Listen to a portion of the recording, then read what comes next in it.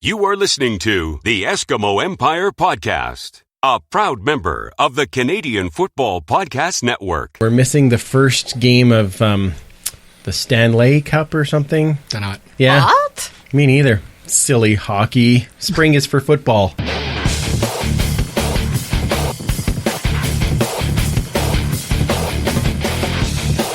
Welcome to the Empire. It's the Eskimo Empire Podcast. Riley's in the shotgun, looking downfield, and then throws. It is up in the air to the goal line. Bounces. What a catch! What a catch by Duke Williams! Touchdown, Eskimos! Bryant Mitchell. It's going to be intercepted. Arjun Colhoun. 108 yards to the end zone. Vidal Hazelton. Welcome back to the Turf District for episode 121 of the Eskimo Empire Podcast, brought to you by United Construction Company. You down with UCC? Yeah, you know me. Lovely. You can find all the good work they do at unitedconstruction.ca. And of course, while you're on the internet, you might as well check out eskempire.ca for a direct link to their page, but also all of our social media and, of course, our show links. As always, we are a proud partner in the Canadian Football Podcast Network. And on that note, I do want to welcome the latest podcast to the network, the Argos Fans Podcast. Nice. And we're glad you guys are on board. I am your host, Andrew. I do want to apologize before I start here for the audio, the retro audio from last week, as I forgot the setting to change it to the mixer. Old school. But that's all right. It was kind of appropriate for the third anniversary. Right. There you go. All right, I'm joined as always by the one and only superfan Mike. Howdy. Nice. And of course, our good friend, webmistress Kayla. Hi. Oh, that's a good Timbit, eh? It's fantastic. Just a little bit. She wasn't. That's okay. This is what makes it. I was turning the volume off on my phone. You know what? This is good. This is real. This makes it real. Speaking of real, we had real football yesterday. We sure did. Nicely done. Superfan tailgate back set up. You bet. Had some Smokies, had some burgers going there. Had some beverages, yep. Oh, lovely. Did you have Those Sucker Smokies Punch? were good. No, there was a Mad Jack multi-pack or whatever they want to call it. Oh, okay. Well, So their root beer is quite excellent, by the way. oh, okay. Well, I'll be there next time with Apple, ginger. Yeah. all the fun. Ooh. Apple ginger. Ooh. A must try. It is a must-try. Oh. See, you had the root beer, though. How was I the root did. beer? It was good. I just had one that was way better Really? from the States, which they don't have here, of See, course. that's just a tease now. Yeah, sorry, that's why. But this is satisfactory, and it will do. It was no Dr. Pepper, I'll tell you that, though. There's no Oh yeah. doctor. Okay. Oops. Yeah, let's stop with that there. Okay. Superfan, we do have a bit of a announcement to make. Yes. We were lucky enough to be granted media passes for We've this got year. accreditation. So I do want to say thank you to the Eskimos for that. We're hoping that we'll be able to get down and get some more player interviews and talk to some guys a bit more, get you guys a bit more information as we go through the season, and hopefully introduce you to some of these new guys that we've got. There's a few. Just a couple. Nothing? Oh, come on. Come on now. But thank you to the Eskimos for that. That was really fantastic. We're recording tonight. I hope you guys are okay. I mean, we're missing the first game of the Stanley Cup or something. They're not. Yeah. What? Me neither. Silly hockey. Spring is for football. All right.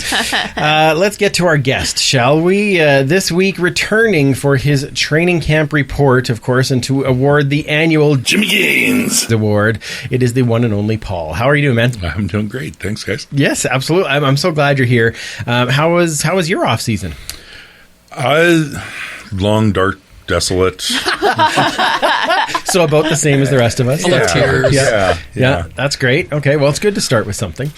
That's good. Now, you have been doing more of the money exchange still with the CFLPA, and that's all going well. You're happy with that? Oh, man, that is so much fun. It's great to be able to help these guys out. A lot of the American players, they need to send their money down to family, and rather than having to venture down to the bank every time and pay extra service fees and charges and wire fees and better or worse exchange rate and all those sorts of things, I can handle this, through a text message, a phone call. They can go online and do it themselves. So it's been fantastic for Bayline, it's been fantastic for the guys. It's been great for the CFLPA, and just another way they're sort of delivering value. So often they get kind of tagged in as just trying to get more money for the guys, or their name comes up when there's a discipline issue or something like that. But they are doing so much for the guys through continuing education, post-career preparation, all that sort of thing. And this was just one more venture. But it's been cool for me looking through my text messages sometimes and just seeing the names on there and stuff like that. I get such a kick out of it. I could only imagine. It's like, hey, whoa, yeah. Riley just texted me. Okay, that's kind of neat. That'd be really cool. That's not how you would react at all. No, you're right. my wife gets mad. I have a separate ringtone for when Mike emails. Yeah. Show me the money! As it should be. And you can just text back, not now, Mike. That's right. No, it's not now, wife. Now, before we get to the game, we have some very important questions that we need to ask you from our friend Linda. We'll see if she's still our friend. Yeah, I think she is. Now, she asked you to please explain the mysterious powers of the Jeds to fans of the podcast. I'm not sure the Jeds have the same power as what they used to when I could actually squeeze myself into them. Okay, what are the Jeds? The Jeds are a pair of old football pants that I bought at the locker room sale. They were Jed Roberts back in the day. And, for a while there, it was a who wore it best, Of course. It's now who could still wear it. Oh, I see. Okay, yeah. We may have to bring Jed in to see if there's any contenders on this. Well, he's a friend of the show. We absolutely. should ask him. Sure, yeah. He might not be after hearing this. So, Linda's second question. Are you wearing the Jeds now? And remember, you are on the podcast under oath. This is just radio, right? We're not on the Periscope anymore. No, that's right. Yeah. I am not, and have no ability to wear the Jeds, and I'm not sure that my wife will let me know where they are. Just do the Chris Jones, or tie them around your neck. Just put them over your head. A bunch of yahoos. That's right. Yeah, exactly. Now, her final question was: how do you intend to leverage the power of the Jeds to help the Eskimos get into and win the Grey Cup this year? Ooh, I was sure it was going to be about the potato dance. She missed that. It is one. now. Yeah. Alternate question. Yeah. What is the potato dance and why is it so important to the Eskimos? Oh, it just makes Linda laugh. Okay. The dancing football they have on the screen after the touchdowns. Yes. Kind of looks a little like a potato. So. I see. Okay, I can see that. Yeah. All right. I don't do a great Chris Jones imitation, but man, can I imitate that football. Fantastic. That's fantastic. All right, let's get to our Esks news, as we've got a bit to talk about there before we get to the game. So the first part is kind of out of the blue. Buddy Jackson retired last week. Just depth on DBs. Yeah, depth, and again, these are guys that are not necessarily making a huge amount of money, so you start thinking, okay, there's a lot of wear and tear on my body, and I'm taking away from my job, or maybe I'm making more, and just it's not in it for him. So yeah, that could be I have no idea why he decided to retire, but it was probably something that was best for him. Yeah, absolutely. So now we have some signings as well. We did. Some of these guys actually got into the game. So defensive lineman Jason Carr, wide receiver, easy for me to say, yes. Jumari Looper. Number 30. Defensive back Maurice McKnight, and long snapper Brad Northnagel. Easy for you to say. I sure tried. Isn't that cool? That is. Now, I assume that's mostly just because they wanted to try another long snapper just in case there's a problem with Ryan, because I think he's not cleared to play until the first game of the season. So might as well try another and kind of see what you've got available in case. And import. It was a little odd. Or that is odd. International or whatever they call them. Yeah. American. American. That's what they call them, exactly. All right, let's talk about our game. So the Esks take the Riders 35-12 in the preseason home game. Paul, let's start with you. Inside the game, who kind of stood out to you?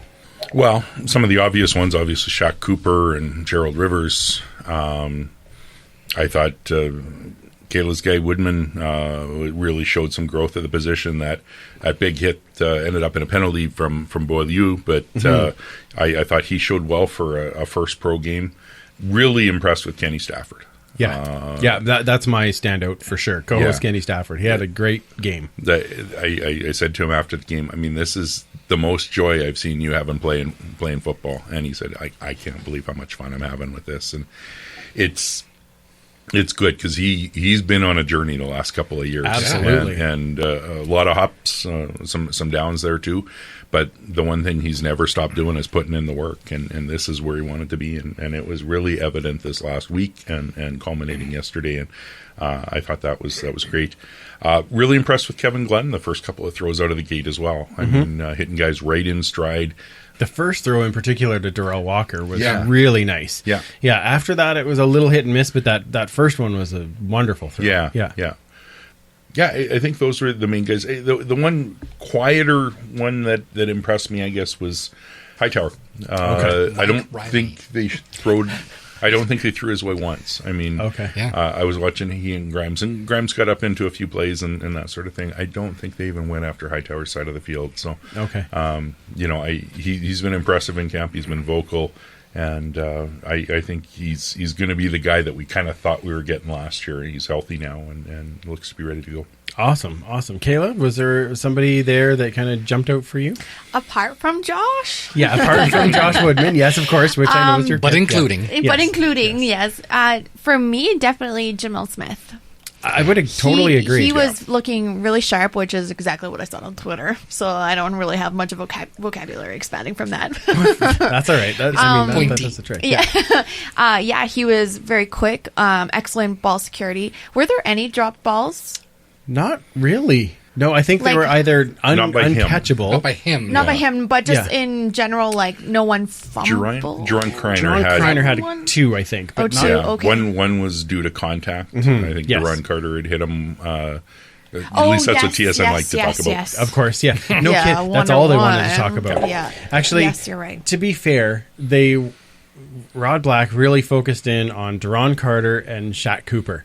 And I heard, and not that Shaq Cooper doesn't deserve the talk that he got, but it was like he couldn't get off of it. There's other guys playing, so there was a lot of that. First game. No, I know. Yeah. It's very weird to find one guy that he could just keep talking about. Yeah. But when he's saying that, here's Jordan Robinson trying to do his best Shaq Cooper. Well, Shaq Cooper only played a quarter. Okay. So anyway, that's just my little beef. But I agree with you with Jamil Smith. I thought that, and his returning too. Offense, too. Yeah, offense and returns, both. I thought he had some great plays in there. He definitely stood out in special teams.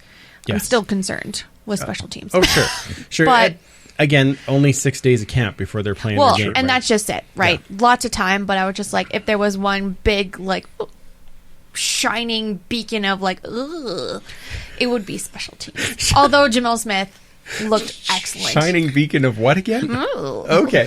How do you spell that? I'm not really sure. I want to see that in the blog. It's not going in the notes. You know it if you see it. It's like Elvish. I'm excited to see that in a blog. Elvis Presley? Nice. Super fan stood out for you. A lot of the people that both Paul and Kayla have mentioned. You did sort of briefly mention Jordan Robinson. Mm-hmm. He, of course, had that touchdown as well. I thought for the breakout speed on that touchdown. Absolutely. It was ridiculous. And I thought that was great. And then on the defensive side of the ball, I thought the defensive line did better than I expected to do. And we got to always mention our favorite Mark Milk Truck Mackey with that fumble recovery. That was fantastic. And again, the energy coming off of the field, he was just absolutely amped. Yes, absolutely. We need to throw a nod at Zach Klein. I was just about to. Oh, okay. Because he was the other one I was like, okay, I kind of remember to talk about him. Yeah, I was really impressed with not only his ability to move the ball, but the throw on the run down to, actually I believe it was to Jamil Smith on the 10-yard line. Yeah. That was, there's a special kind of quarterback that can do that play. And throw on the run like that. Mm-hmm. And that one, and I mean, obviously, his excitement is so I wish infectious. He smiled more. I know, yeah, exactly. He's such a sourpuss otherwise than that. But brownie face. It's amazing to me, though, he brings that, the whole team just gets more excited when he's on the field. Yeah. And that's what I found. And I know let's talk about this right now. There's a lot of people saying, okay, well, has Klein passed O'Brien on the quarterback depth chart? And it's hard to say because all of the things we don't see. Exactly. And it's all going to matter to the pluses and minuses as far as the coaches watching the film, and I understand that. Yeah. But both good dancers. Absolutely. Fantastic answers. But the one thing that I will definitely say, and this was just the vibe I got from watching what I did, was that as you said earlier, Paul, probably on the Periscope or even before we started recording, that O'Brien was probably running a little bit more intense offense, being that he's been around. He had more longer. installation in there, yeah. Yeah. But it just seemed like the whole team was just amped up more when Zach Klein was on the field as compared to O'Brien. Would you agree? It seemed to be, a lot of excitement on there, and they just really seemed to be really going for it. Yeah, exactly. He's infectious. Mm-hmm. There's no doubt about it. See a doctor. Don't. We don't want this one. Stop it. Yeah, this is something we want you to have. Yeah. I had the good fortune to see the second preseason game last year in Winnipeg. I traveled to the game when it wasn't on TV, and he was more than just the one big play against Calgary. He led a fourth quarter comeback in that game, 2 touchdowns to bring us back to tie that game. Yes. And a remarkable tie. I mean, we'd left all our veterans at home. And, well, they were traveling but not playing. Like this game. So I absolutely think, he brings a lot of great components, and he has a lot of physical tools for it. Where I don't know that he's past O'Brien is we don't know what they want out of that third role. Mm-hmm. Previous seasons with your guy James Franklin, absolutely, we had not only the backup that could step in and play, and the team wouldn't lose belief. We also had the next guy in waiting, a developmental guy, and because of that, and with Matt Nichols before him, we could always use that third string role as a package guy, a Pat Wade, a Jordan Lynch, something like that, and. Right now, we don't have the longer-term successor. We have Kevin Glenn, who's being brought in partly for an insurance thing, but I think probably even more so for making Mike Riley a better quarterback. Yeah. Mike hasn't had also that. to finally win his Grey Cup. He needed to be here. So I don't believe teams do that for players. Really? Oh, okay. Well, I was just trying to throw it out there. Okay. Yeah. All right. But that makes me wonder, what is the role of the third stringer? Yes. Danny O'Brien was in this offense in Ottawa with Jason Moss. He's been in this offense last year. He's worked on the signaling in, which is a key part of the components. Absolutely. He's another voice in the film room that has that credibility, where Zach's still learning the game. And to me, there's a lot of deprogramming that has to go on of an American quarterback coming up here, the wide field. They don't have all the same throws and Extra the angles. DB. Extra DB, absolutely. The motion, the waggle, how to take advantage of it, not just cope with it. So there's a lot of things. The speed of the game, the 3 downs or 2 to really make a play. So you look at most of the starters around the league, with the exception of a Ricky Ray, maybe the exception even of a Jonathan Jennings or a Bo Levi, who had relatively quick starts to their career. Mike Riley learned behind Travis Lulay. Yes. Trevor Harris learned behind Ricky. Zach Collaros learned behind Ricky. You go back, Anthony Calvillo learned behind Tracy Ham after an illustrious start. They had to take a step back, really understand the game, and then they could move forward. And Matt Nichols is another prime example of that, a guy who paid his dues, learned his craft, spent a year on the practice roster or the injured list just doing film, and a couple of years injured, lost years just doing film. Absolutely. But he knows this game mentally better than guys, and to me that's the thing. I don't think we lose Klein if we put him as sort of a fourth string, whether it's injured, practice roster, etc. Whereas I think O'Brien has things to bring us away from the execution of the offense on the field, which I hope and believe our third string quarterback should not be doing, other than maybe a package thing or an emergency. Right. Yeah, and that totally makes sense. I think we saw very little of Eli Jenkins yesterday. So there's not enough there for me to say that Klein is third and Jenkins is on the practice roster. Do you know what I mean? Like, I don't think there's enough there yet. Like, we're 6 days into his CFL career or something like that. It's exactly. too soon to know what. Way too soon. Yeah. And you bring up the practice roster as well. I think that's maybe pulling into it as well. If you put Zach Klein as the third string, I don't see O'Brien going on the PR. Right. Whereas if you put O'Brien as the third string, I could see Klein going another year on the PR. Yeah, absolutely. And I don't think he ends up getting plucked off, but he is there as insurance, right? Like that's really he's learning the game, and this is how you learn, and then you get to that next step, like you said, Paul. And putting him on a PR instead of an injured list, at least he's still practicing with the teams. He's taking some reps. He's being around the guys and those sorts of things. So yeah, exactly. Which is good because the one thing we need him for is to help with that raptor dance. That's true. Yes. So you mentioned co-host Kenny there earlier, and of course after Duke catches the touchdown in the first quarter, Kenny goes over and the two of them are doing this funky chicken thing that I don't even know what the heck is going on. So I tweeted it out at him and said, hey, I know what I'm going to ask you about. And he said it's the raptor. So they're all doing the raptor. And then, of course, Zach Klein, after he scored his TD, was doing the raptor off the field, which we're all doing it. Oh, I love it. Yeah, exactly. We needed something other than flippy doos. So now we've got the raptor. That's right. Yeah. Rawr. We need a rawr sound. I need to worry on that. I need to work. That wasn't it. That wasn't it. No. I'll work on that. Absolutely. Okay, we talked a little bit about the defense, and you, Mike, you said the D line actually did stand out a little more so than you had expected. One of the things for me that I was really watching and kind of noticed was Grimes has really more taken on that leadership role. On the defense. And not to say that JC doesn't have that leadership role as well. And it was great to see him back on the field. And Pam actually commented on that. That was great to see JC back. But Grimes really looked like he was taking on more of a leadership role in that defense. Would you agree? Oh, absolutely. He actually talked about it as well, saying that he is really feeling comfortable stepping into that kind of role. Mm-hmm. Yeah, and I think it suits him. Yeah, absolutely. I actually thought that they were doing very well as far as that was all. And he leads by example as well. Exactly.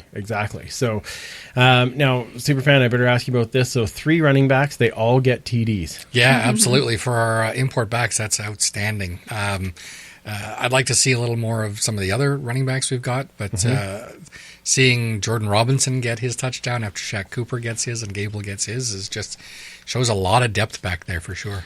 I think the really key, and I don't think we mentioned it to date, is the holes up front for these guys. Oh, absolutely. I mean, Shaq Cooper was taking some big hits, but 10 yards downfield. Right. And Ruby and Beard and Sorensen and the guys on the inside. Yeah, O'Donnell before he went down. I mean, the interior was fantastic in terms of opening up big holes. That 23-yard run or whatever that he had. Beard did a great job of forcing Hurl to choose a side, pinned him inside, and wide open hole. He wasn't touched. Oh yeah, there was tons of those where they had wide. Andrew holes. Going to run through that one. Yeah, right now. Exactly. Yeah, that's telling you something. You, not me, though. Yeah. You'd probably still win the stair race. That's a big thing. And I would make it happen. We haven't actually mentioned a lot of the O-line. Now, to me, that usually is a good sign. Yeah. Because I hate to say that because we love our O-linemen, but when you don't mention it right off the top, that tells me that they did a great job because they usually only get talked about when there's something that goes awry. They do something bad, yeah. Is Matt okay? We haven't heard as of yet. Okay. I know he did walk off on his own, so hope that's a good sign. Hopefully it's a cramp or just a stinger or something. Yeah, I'd heard he was back on the sideline in street clothes later. So okay. So hopefully it's okay. Okay, well that's a good step. Last thing I want to talk a little bit about special teams. I do want to talk about Hugh O'Neill. Yeah, my goodness, big leg. His kickoffs were landing in between the 10 and the 5. Pretty much every time, which I thought was very impressive. And I think he had a 54-yard average. Yeah, and his punts were outstanding. Like his coffin corners were fantastic. Oh, yeah. The one on the 6. Yeah. The one on the 6 was beautiful. Yeah. Beautiful. So lots of shout out there to Hugh. Love for Beardo the Weirdo. Yeah. Okay. He's even been doing some holding in training camp as well for Whitey. Oh, nice. Yeah. Oh, yeah. Oh, good. Wasn't Danny doing that last year? He has been. Danny's done as well, and Zach has done some as well. Yeah. So it's good though that you have backups and you work through all these other people. So that's great. So not really too much negative to say on the game. Is there anything that kind of stood out to you, Paul, that you're like, I don't really know about that? I think the kick cover was a little hit and miss at times, and that could have just been great scheme and good personnel by Saskatchewan. They had the one returner more that had some impressive returns. One we had late, it was 5 guys surrounding them, sort of thing. It was everything sort of working and coming together. But I thought our offense lulled a little bit once we got past the starters. Right. Kevin Glenn had a nice start as coming in, and then you could see some disconnects. You know, as we were trying to work in some of the other receivers, Torrance Gibson, Jerron Kreiner, Lucas. Kevon Lucas. Yeah, Yeah. Kevon Lucas had a nice Schuler. catch, but it's been one thing. I've read a lot of predictions online about what a roster is going to look like, and most of them had Jerron Kreiner in it. Yeah. He's had every rep in training camp so far has been with the twos, as has been Jamil Smith. Jamil Smith was the guy who translated this into a game. And I would agree. I didn't know he could do it necessarily, and apologies for any lack of doubt in him, but he, he's a littler guy. He's more of a water bug kind of style, and you wonder how that's going to translate when you're up against a 5'11" or a 6 foot DB. But he showed the ability to get separation yesterday, and that's going to be key as an asset for him, because he is making this roster as a returner, and now to have that sort of functionality as well, where he can play an offense, Yeah, whether absolutely. package or otherwise. Yeah. Well, I think you said it last week there, Kayla, too. He was fast, but he was like shifty as well. Like that. Yeah. That's Yeah. what I noticed on both Agile. sides. Yeah, exactly. He was moving very well. I like the sound effects. You guys are great on sound effects. I didn't mention it, and I meant to. My favorite catch of the game was the Hazelton catch. I don't know. I'm sorry I missed that, but man, when he reached up and basically just pushed that guy out of the way and got the ball, I'm like, that is the Hazelton And that the I move he wanted This to is see. our house. The move he made afterwards, sticking Beautiful. it in the ground. Yeah. Just absolutely, So go Vidal. I was very excited with that. He just looks big compared Doesn't to he? the other guys. Yeah. I mean, Duke Williams was imposing. Is big. Yeah. Yes. Vidal is looking big. Yeah, he is. He does. He looks bigger. Yeah. Yeah. So and whereas Williams looks slimmer but more powerful, like his speed was definitely better. So it's an interesting. And he was combo. catching things on the ground. I know, it was crazy. Not having to jump up in the air for every catch. Yeah, exactly. That's what we wanted to see. That's right. That's what we asked for. All right. So anything else on the game? Or you guys? Good? The only disappointing thing I thought is, I even shouldn't say disappointing, but our run coverage, especially early, seemed to be lacking a bit. I mean, no slouch to Marcus Thigpen. Yes. He's an outstanding running back. But they were getting some big yards, especially after the Riders' first series where we shut them down. But it was very bend, don't break, and we bent and kept them to just field goals for the entire game. Yeah. I that's very true. expected a little more from Alex Bazzi. Right. And again, I don't know, it was just the matchup or they were running stuff fairly vanilla, but I didn't see a lot of push. Right. I didn't see pass rush moves that were getting him by guys. Right. And, I think the best is yet to come with him, but he is new to this defense, too. Absolutely. Yeah. Actually, you know what? There's a name that came up in a good way, which kind of grew from last year, was Johnny Adams. Yes, that's true. Yeah, he I had a just couple wanted of to- penalties. That PI was pretty out there, though. Yeah. The guy was way out of bounds. And who hasn't wanted to face Master Ron Carter? Yeah, To be right, fair. right. To be fair, this is Like, true. Derek But- Taylor does. Yeah. Who dis? Yeah. He had a couple of knockdowns. He had an interception. Yeah. He was up in the run stop. Yeah. Comparing That's to a good last point. year, I was like, okay, we see you. Yeah. Yeah, All right. so That's a- you that's gotta a throw out fair some. shot. You're going to have to find somebody else. I'm gonna no, I'm gonna stick with it until I see it differently. All right. That's, Ooh, that's we gonna fine. go head to head. Possibly. Yes. Come on, Johnny. Yeah. Okay. Excellent. All right. Well, let's move on from the game and get to it's camp time. We talked about it earlier, Paul. It's time to pick the third annual Jimmy Gaines winner. So Third by that title. yeah, exactly. By that title. Yeah. So Just to remind people, it was Daquan Bowers last year who did have a great season. absolutely, Oh, yes. sorry. Daquan. Daquan. Oh, I didn't even know that. All right. So this, again, for those who are new to the show, this we pick to the standout newcomer in training camp after the first week.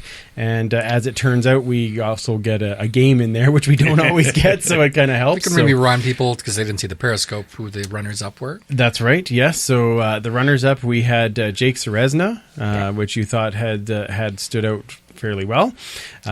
You had Rivers? picked Gerald Rivers Yeah. and Shaq Cooper. Yes. Okay, so those were the three runners-up. Okay, and the winner this year is Shadrick Hunter. Ooh, Nice. Money Hunter. Fodell. Oh, he has All right. nicknames? Yes, I know, it's crazy, isn't it? I know. Yeah. Okay, so what stood out for you with Money Hunter? Athletic, quick, looks to be versatile. We've seen him at corner. We've seen him at half. I'm thinking he's a candidate eventually for sort of the nickel Sam type role as well. Great closing speed. There are a few plays he made in the fourth quarter yesterday to get in and knock down balls that it looked like the coverage or the receiver had him beat, sort of thing. So he's just in a secondary that's been relatively locked down, and we know who our guys are, and I think you're kind of fighting for backups and practice roster spots. He's a guy who's really stood out for me. Yeah. Now, I didn't see the broadcast. I assume you've watched it since. Yes. My main question is, I believe the play-by-play was Rod Black. Yeah. Did he bring up his father? That's all I know. MLB? I didn't hear it. No, I didn't hear it. Wow. Yeah. So Rod hasn't quite figured out that it's Torrey Hunter's son. That's not yet. But even I retweeted that. Like, come on, get on it, Rod. I don't know if Jeez. Rod does a lot of tweeting. No, but after hearing this, he'll know. Absolutely. Yeah, he knows where to go. That's cool, though. That's a really cool fact. Yeah, no, and I would agree. I thought he has had moments where he's really stood out to me.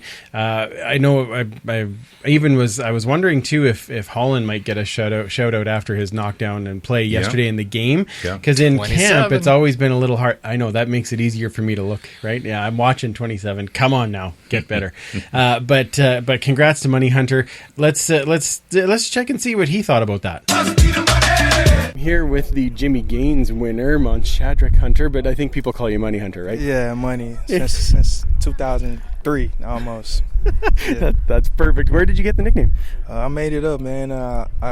It took me forever to get used to spelling my name and saying my name correctly. So, I mean, after a while, I just got tired and just took the M-O-N from the 3 letters and just ended up adding the E-Y and just saying, call me Money. That's perfect. That's perfect. Now, you're just up here, obviously a rookie up here in the CFL. What's the game like for you coming from, having played in colleges and everything down in the States? It's different. That waggle is definitely like the biggest thing. It's definitely hard covering that, but just me being out here now, being able to cover that and practicing that every day is definitely going to help me, if ever in the future I go back to the States to play, or it's definitely going to help me out here, period, anyway. So, well, we're hoping it helps you out here for sure. That's the plan. Definitely. Out here for sure. Out here for sure. That's bad. And what do you think coming up? Obviously, Canada, it's like culture shock at the same time. You're coming to a different country, a different city. How has that all been for you, kind of wrapping that all in the midst of all the camp? I love it, man. It's pretty cool out here in Canada. People are cool, nice people, not too much racism and stuff like that. So it's really different, and it's welcoming, So I enjoy being out here, especially being around everybody else and all the culture. Yeah, awesome. Now today, practice gets a bit heated. How do you kind of deal with that when you're out there? You get involved, you try to stay out of it. How do you kind of wrap your head around that? I mean, it depends with me. If it's just two people, offense, defense, they get their one-on-one. But I mean, if it's more, obviously you want to help out. You don't want them to just get jumped by everybody. But other than that, it is what it is. It's just a heat of the moment type deal. I mean, you get your emotions flustered, and somebody may have did you wrong, or you may have did somebody else wrong, and they may not have liked it. But I mean, that's the part of the game. Everybody got their aggression going, so I mean, you can't take it and let it be personal. You know what I'm saying? Yeah, it's just when it happens. You let it go and you go to the next play.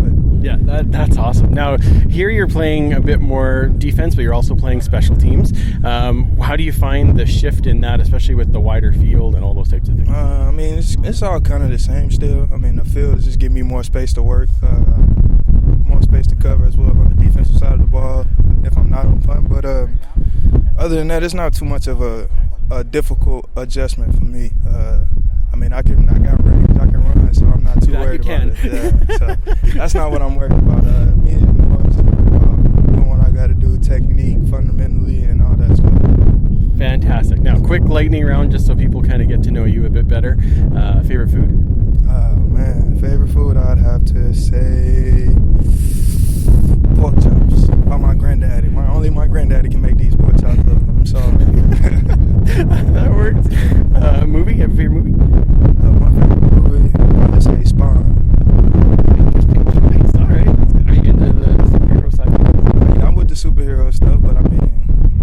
like a lot of fighting and stuff too. So hey, whatever got some action and stuff up in there, then yeah. Okay, awesome. And when you're not playing football, what do you like to do? I'm playing games. I'm either on 2K or Madden. Anybody can get it. Just hit me up. Gamer tag, Bad Money 6. All right, now we're going to be looking for that. Oh, yeah. And then after camp, you'll come back on Twitter, and then we can tag you and say how great you are, right? Yep, most definitely. All right. Thanks, man. I really appreciate that.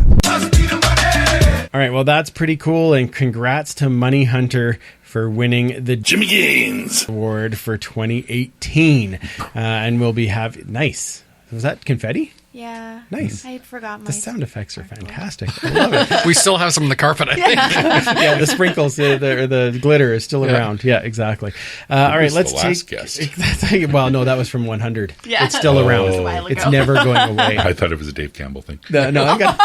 He's very glittery. He's going to love that. All right, let's take a very quick break, and we will come back with some CFL news, a setup for the second preseason game, and some more preseason pick'em.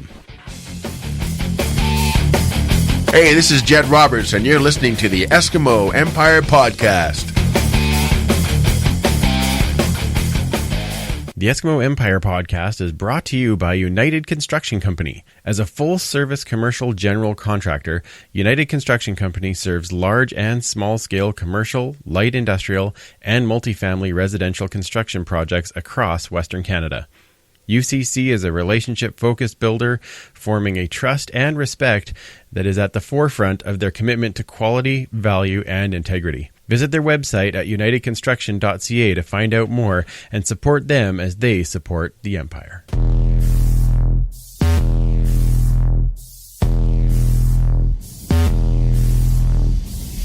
You can join the Empire online.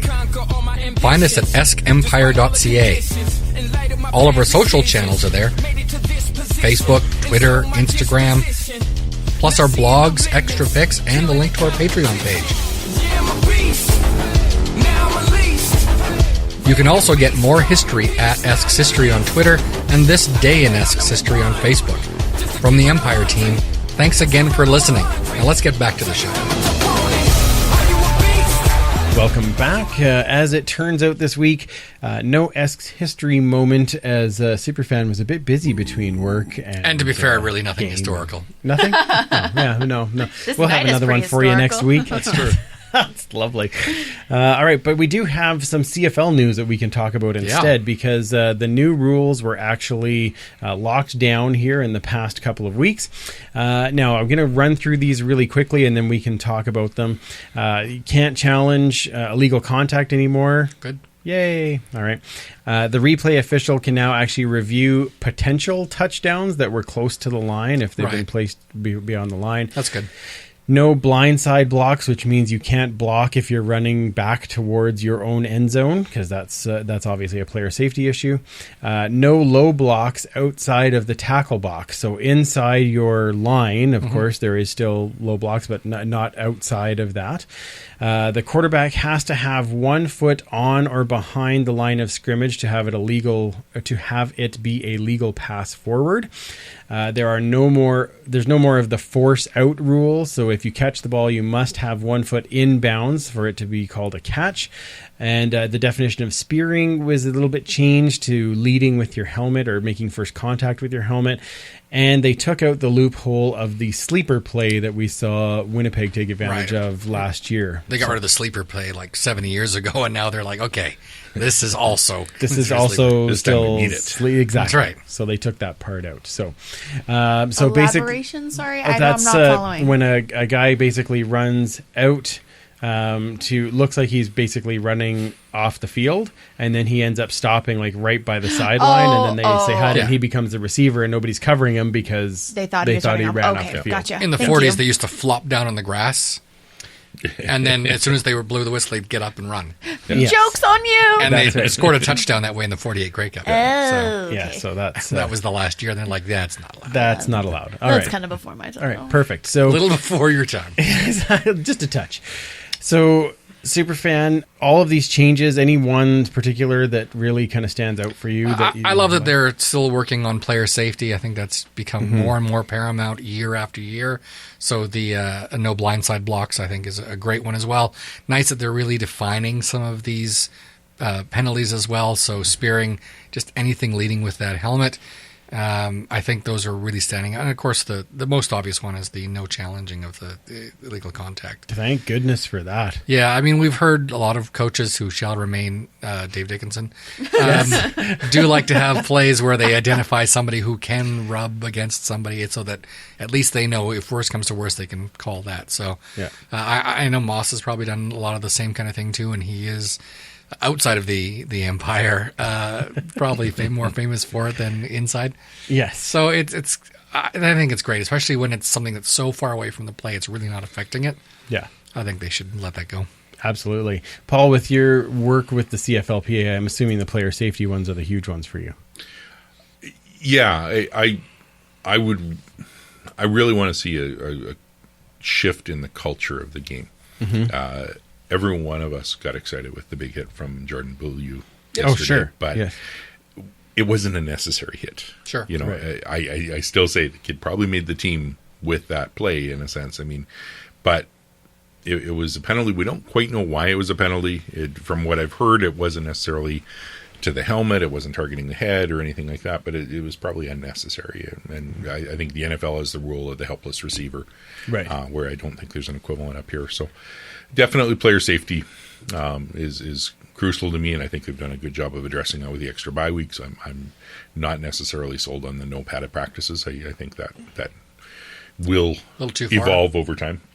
And I don't like where the challenging of the illegal contact had gotten to. It was misused. Yes. But I think that by the number of times that it actually was successful, I mean, there was something that the refs were missing. The calls. My biggest thing is probably actually the force out. Mm-hmm. I don't know that I like that. Right. Okay. You know, it's we've always talked about things that add offense to the game. This, to me, is one that takes it away. I mean, there's now a percentage of sideline plays that can be the DB has another tactic to break it up. Yeah, I think the biggest thing for me, though, with that was that I think they're trying to make this black and white instead of making it a subjective call, right? Because it's very clear, even on a replay, you either have your foot in or you don't. Yeah. Right. Although Glenn Sitter will love to zoom in. No kidding. No kidding. So I think that I totally get what you're saying, and yet on the other hand, I can see where they're trying to make it so that there is a bit more of a black and white call and not this subjective, because it's the subjective that ends up. It's different with every ref, right? Yeah. And I think that's what they're trying to get to. Official and every absolutely. Yeah. So I think that's kind of where they're headed with that. So, Kayla, anything for you on the rule changes at all? Clearly not. Like, I had to ask questions. There's more? She's against that sleeper play. That's obviously, yes. I would actually use that totally if I was. She'd be lying down on the side. Yeah, look at me. Oh, wait, I can receive the ball. No angels like, ha, ha, ha, ha. I was the only one that I really want to comment on was I was a little surprised with the quarterbacks have to have 1 foot on or behind the line of, and I don't know how much. I always thought that was the rule, but I guess it was just both feet, maybe. Yeah. Before they were talking release point, I think. Right. Okay. So you can and again, really hard to tell. You know, where's the ball when it's in the air. You can straddle as long as you have 1 foot behind. As long as you have 1 foot behind, yeah. Because Kevin Glenn did it actually yesterday. He ran and he was right on the line. He had 1 foot, I think, over it, and the other one behind when he chucked the ball. They saw that and they're like, okay, let's change this for Glenn. The rule was changed before that, thank goodness. Oh, but still, it was Glenn's a wily vet. That's right. He knows all these things. That's right. Do you think there's a need to change the replay back to more than one challenge? I mean, I think it was right that we had to do something at the time because it was getting out of hand. Absolutely, yes. But I think the pendulum swung too far, and when you have a successful challenge the first time and nothing that else, might be the happy medium. That's what I would prefer. I think we were too far when it was 2 challenges and an extra if you got one right. Yeah. But I think we went too far the other way and saying only 1 and that's it. Yeah. I like what you just said, and I said that before, Paul, where you have 1 challenge in the game, but if you get it right, you get a second one. Yeah. But if you get the first one wrong, then you're out. Especially once you you take away the illegal contact stuff. Yes. Which was the big issue. Time waster. Yeah. Totally agree. Totally agree. I would like to see it go that way, and that might be something that they look at for next year, depending on how. We're halfway through the year. Yeah. I think that one they'll wait till next year. Can you put a word in with Randy for us? Sure. I will try. Next time he comes over. Hey, Booty. Yeah, when he's here, hey, Booty, I got a question for you. Yeah, exactly. All right, so talking about the CFL, we have CFL preseason pick'em. Very exciting. So much fun because it is basically just a complete shot in the dark, which is always makes it a laugh riot. So our first game this week is Montreal in the capital to take on the Red Blacks. Kayla, we'll start with you this time. Who are you going to pick in that one? Just because they're not going to win in regular season, probably Montreal. Why not? All right, sure. Good to try that out. All right, Paul? I'm going with Eskimos East, Ottawa. Okay, perfect. I think that more likely there are going to be more veterans playing for Ottawa and more rookies for Montreal, so I think it's got to be Ottawa. I am totally going with Drew Willie for the win. Go Montreal. Wow. High five. I know. Nice, eh? You missed it. Sorry. Yeah, I didn't swing. He's slow. I'm just going Montreal because it's the only time I'm going to pick them all year, so I might as well pick them once. Sorry, Cliffy. All right, next game, Toronto versus Hamilton in the Hammer. Paul, I'll let you kick this one off. I'm going to go Hamilton. All right. Their quarterbacks are certainly going to have something to play for. Yeah. There will be some attention on it, and being a home team. Why would there be attention? Nobody's playing quarterback there. Well, yeah, there's that Mazzoli kid. Oh, okay. Yeah, that's probably right. Yeah, that's true. Yeah. I think the better question is what's the over-under on how many times they're going to mention Johnny Football. I'm going to set it at 178. I'm taking the over. And a half. I'm taking the over. Is Rod Black doing the game? I don't know. We don't know. See, that's the beauty of it. Is the half when they cut him off to go to commercial break? He's Yeah, like, Johnny. Probably. Nope. I like that. That one, I agree. Again, it's another home team thing. I think we're going to... You could see a lot more vets because it's not as much travel for Toronto. But actually, I'm going to pick Toronto. I changed my mind, yep. All right, then. I am going to pick Toronto because I think Franklin gets a whole bunch of playing time, and I'm so excited! Mine.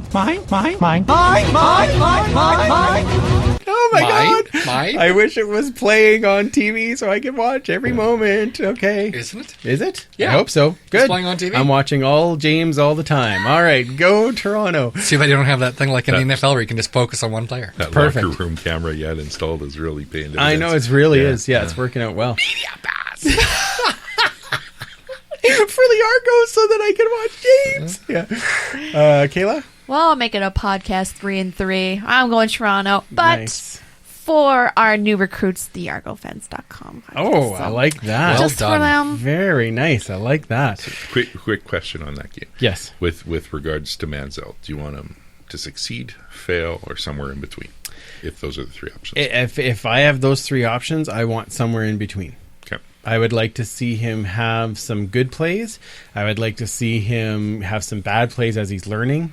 And I would like to see a balance. Just because I don't think, I personally don't think that there is a quarterback that could just come in here, as we were even talking about with Zach Klein, and I know different talent levels, all those things, but I don't think you can just come in and dominate the game. Yeah. I think he has the ability to get there if he can learn and do those types of things, but I do think that I would like to see a balance, only because I think it would be interesting to see him have some great plays, but I don't think that he learns everything in a week.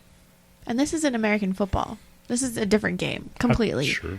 Absolutely. So, and the CFL is a different mentality. It's a different type of football. It's a different type of community. It's completely different from what they have in college. Different muscle memory from the last 20 years he's been playing. Yeah, well, exactly. absolutely. So you do, like you said, you want both. You want him to succeed to a point, but you also want him to fail, to know that he ain't Johnny Football up here, no matter what TSN or anyone says.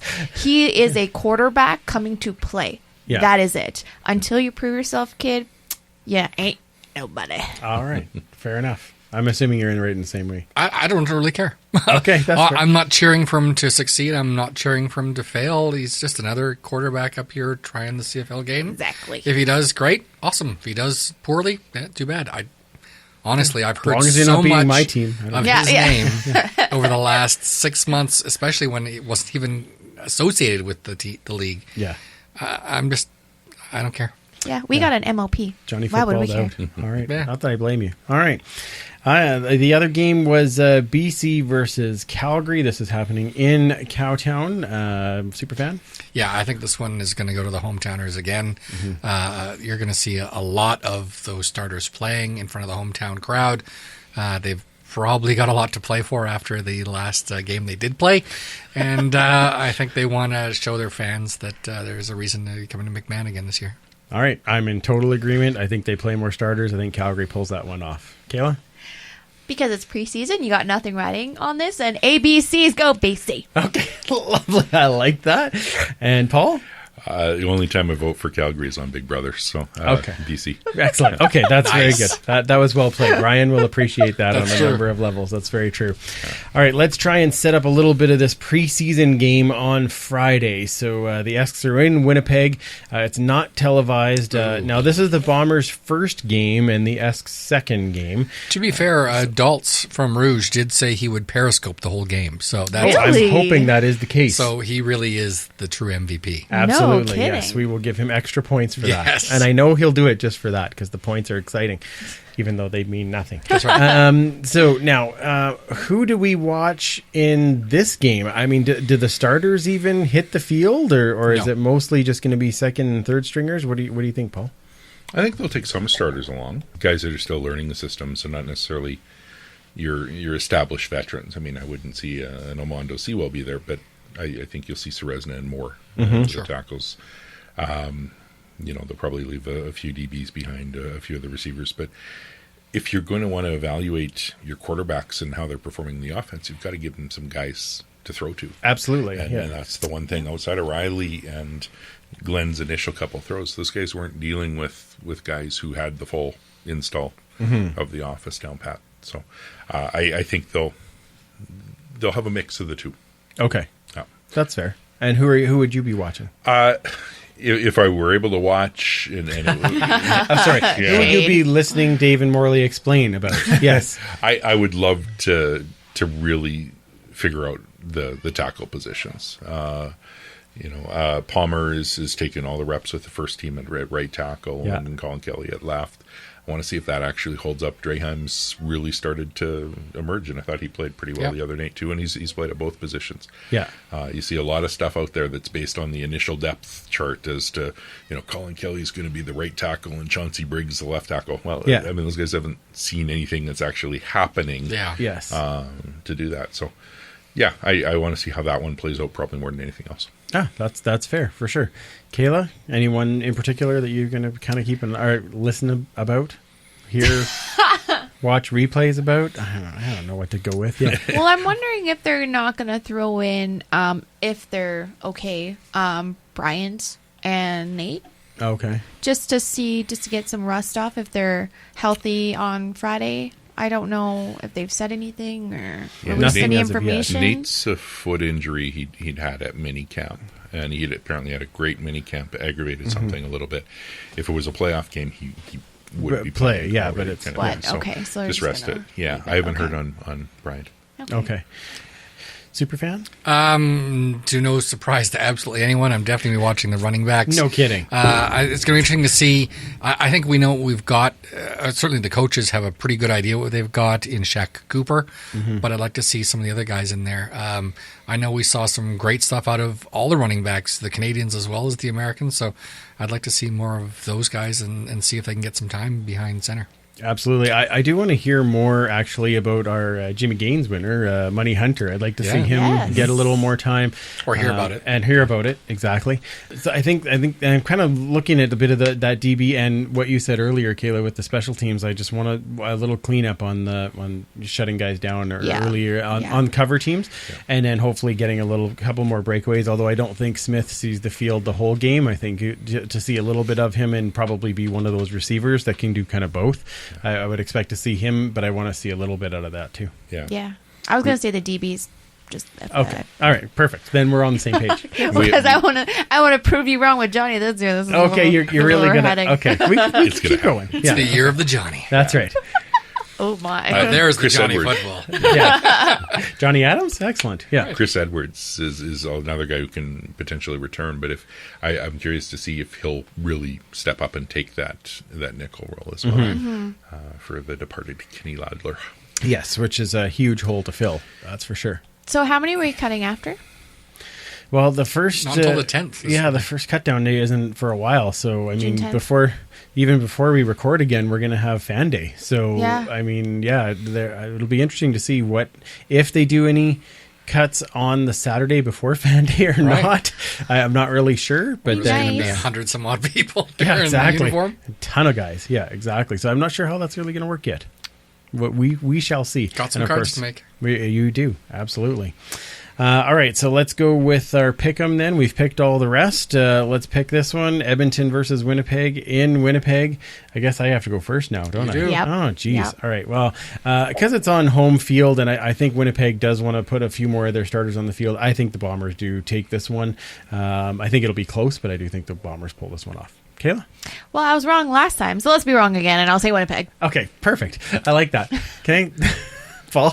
Like they say, preseason results really don't matter unless you're playing the Riders. So I'll say Winnipeg as well. Okay, perfect. Super fan. I'm just hoping that Calgary loses more points in this game. Okay, excellent. Even though they're not playing, I cheer against them in every game. Again, much like Empire points, the points don't matter.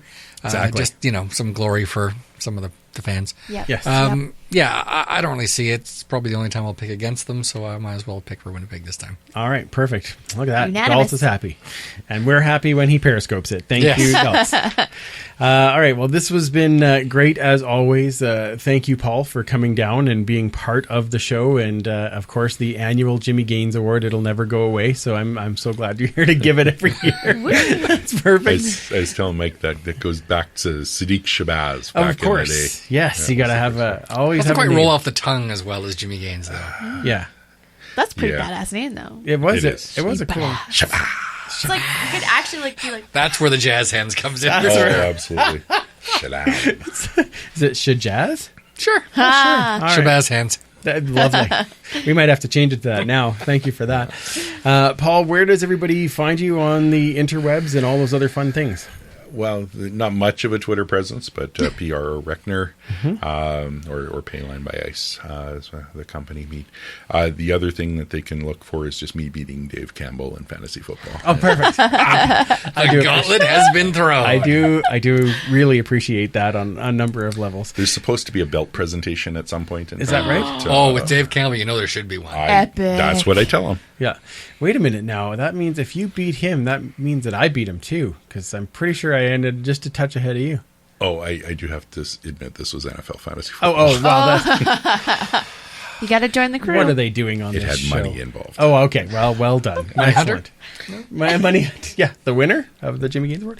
Okay, Kayla, where does everybody find you? On Twitter at Duchess Lombardi and our Instagram account, the Eskimo Empire Podcast. Wonderful and super fan. Find me at 56 Parkies on the Twitter and the history at Esks History. Perfect. And you can find me at Freepalicious. Of course, the show at Esk Empire Pod. Thank you again to our sponsor, United Construction Company. You down with UCC? Yeah, you know me. Yeah, check out their website at unitedconstruction.ca and make sure that you find us on all of our social channels, and you can find all the links to that on eskempire.ca.